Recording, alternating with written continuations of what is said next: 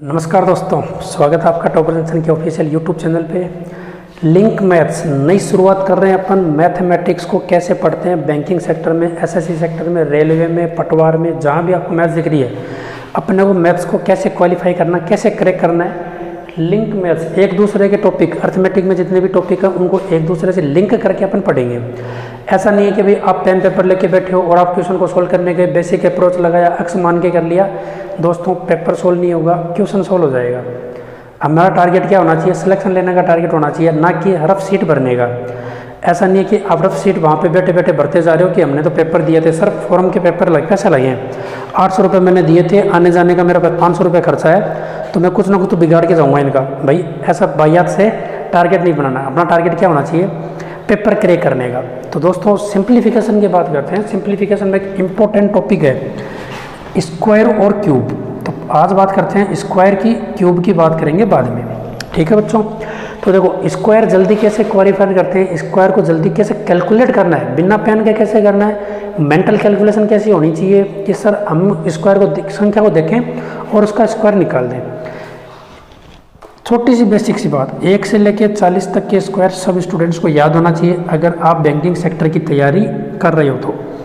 1 से लेकर 40 तक के स्क्वायर आपको, ऐसा नहीं कि भाई आप याद करने बैठे। मैंने पूछा कि भाई 36 का स्क्वायर, आप सोच रहे हो कि सर बताता हूँ मैं, ऐसा नहीं। ये ऊँआ जो होती है वो नहीं चल लेनी, उसको क्या करना है, उसको दूर करना है। जो भी आपकी हेजिटेशन होती है कि भाई सर मुझे याद नहीं हुआ, हो सकता है मैंने याद किया लेकिन प्रॉपर वे में नहीं हुआ, तो वो सारी चीज़ों को दूर करके इतना याद करें कि भाई मैं कभी भी पूछूं कि भाई 39 का स्क्वायर, तो आंसर अपना फटाफट आना चाहिए, 1521 होना चाहिए।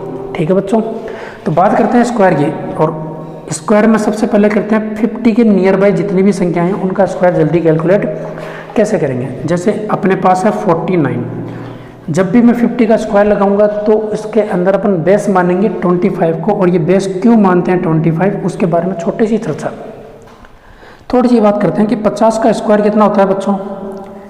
2500 होता है, सबको पता होता है 50 का स्क्वायर। तो भाई इसमें कैलकुलेट करने की जरूरत नहीं है, इसमें कोई ट्रिक भी नहीं लग रही कि भाई सर 2500 कैसे आया। 5 का स्क्वायर 25 होता है, 10 का स्क्वायर 100 होता है, 2500 हो गया। अब 2500 के अंदर अगर मैं दोनों जीरो हटा देता हूँ तो मैं इसको करता हूँ +1 +2 +3, मतलब 51 52 53 का स्क्वायर करने जा रहा हूँ, तो इसमें कुछ ना कुछ एड ऑन होता जाएगा। और अगर मैं माइनस कर रहा हूँ कि भाई -1 -2 -3, तो इसमें कुछ ना कुछ माइनस होता जाएगा। इसका मतलब क्या हो गया कि भाई अपन जब भी 50 का स्क्वायर कैलकुलेट करेंगे तो बेस क्या मानना है? 25 मानना है। बच्चों समझ में आया कि भाई कुछ होते हैं कि भाई कमेंट करके बोलते हैं कि सर 25 ही क्यों लिया हमने, चलो 50 का स्क्वायर करना, मैं तो 30 लूँगा। भाई ऐसे 30 नहीं लेना, ऐसे ऊट पटांग से क्वेश्चन नहीं मुझे पूछना। ठीक है? तो 49 कितना कम है बच्चों?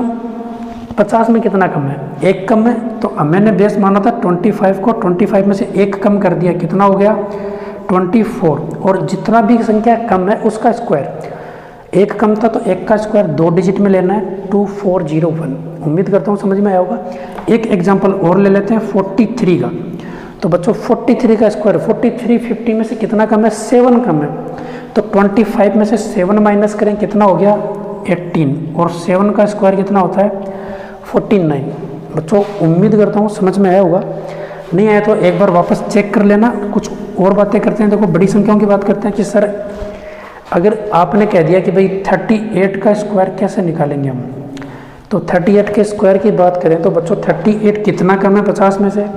12 कम है, 12 कम है। तो मैंने 25 में से 12 कम किया, 12 कम किया, कितना हो गया? 13। और 12 का स्क्वायर कितना होता है? 144 होता है। तो हमें लास्ट की 2 डिजिट लेनी है, 44 और 1 को मैंने इसमें ऐड कर दिया, तो आंसर क्या हो गया? 1444। उम्मीद करता हूँ बच्चों समझ में आया होगा। 50 के ये तो थी माइनस की संख्याएं।